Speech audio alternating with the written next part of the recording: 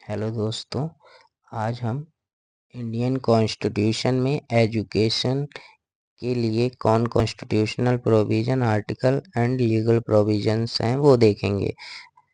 Education originally पहले तो state list में आता था, बट 42वें संविधान संशोधन के बाद इसको कंकरेंट लिस्ट में मूव कर दिया गया, जिससे अब सेंटर एंड स्टेट दोनों इस पे कानून बना सकते हैं। अब बात करते हैं कि फंडामेंटल राइट्स में एजुकेशन के लिए क्या प्रोविज़न है। अब देखते हैं कि आर्टिकल 15 का क्लॉज 3 जो है उसमें ये कहा गया कि स्टेट कोई स्पेशल प्रोविज़न बना सकता है वुमेन एंड चिल्ड्रन के लिए। फॉर एग्जांपल जैसे 33% रिजर्वेशन है वुमेन के लिए जॉब्स में, एडमिशन में, एज रिलैक्सेशन में। अब हम देखते हैं कि article 21A right to education, जो कि 86वें संविधान संशोधन एक्ट 2002 द्वारा जोड़ा गया था, जिसमें कहा गया है कि 6 से 14 वर्ष की आयु के सभी बच्चों के लिए मुफ्त और अनिवार्य शिक्षा का प्रावधान किया गया है। और इसको राइट टू एजुकेशन एक्ट 2009 का जो एक्ट है उसके द्वारा लागू किया गया था। आर्टिकल 28 में ये कहा गया है कि जो राज्य द्वारा मान्यता प्राप्त या सहायता प्राप्त संस्थान है उसमें किसी भी धार्मिक शिक्षा या पूजा में भाग लेने के लिए मजबूर नहीं किया जाएगा छात्रों को। आर्टिकल 29 में ये लिखा गया कि protection of interest of minorities, अल्पसंख्यकों की भाषा, लिपि और संस्कृति की रक्षा। अल्पसंख्यक अपनी भाषा, लिपि और संस्कृति की रक्षा करने के प्रबंध या उपाय कर सकते हैं। आर्टिकल 30 में ये कहा गया है कि माइनॉरिटी जो हैं अल्पसंख्यक, वो अपने शैक्षिक संस्थान स्थापित और संचालित कर सकते हैं। आर्टिकल 41, अब हम डीपीएसपी की तरफ मूव कर रहे हैं।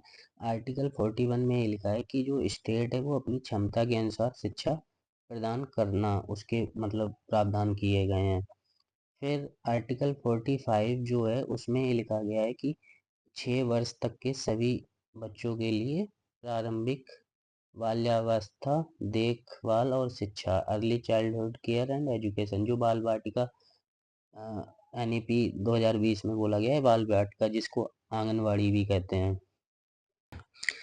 आर्टिकल 46 में वीकर सेक्शन के एजुकेशनल इंटरेस्ट को प्रमोट किया गया है, जिसमें SC, ST and other weaker section के लिए स्पेशल केयर दी गई है।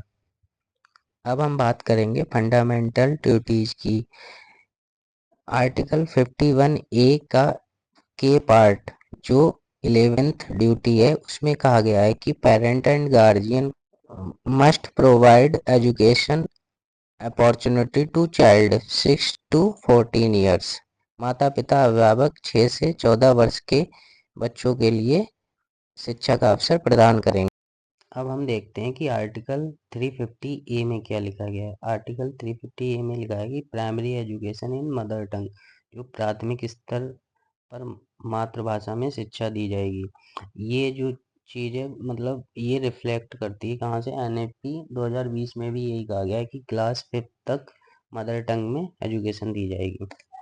आर्टिकल 350B में क्या कहा गया कि जो भाषाई अल्पसंख्यक हैं उनके लिए एक विशेष अधिकारी होगा जो उन लिंग्विस्टिक माइनॉरिटीज के एजुकेशनल इंटरेस्ट को प्रोटेक्ट करेगा।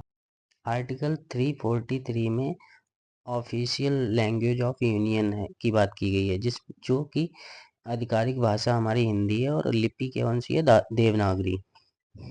अब हम देखेंगे राइट टू एजुकेशन एक्ट 2009, जो आर्टिकल 21A को इम्प्लीमेंटेशन करता है और 1 अप्रैल 2010 में फोर्स में आया था।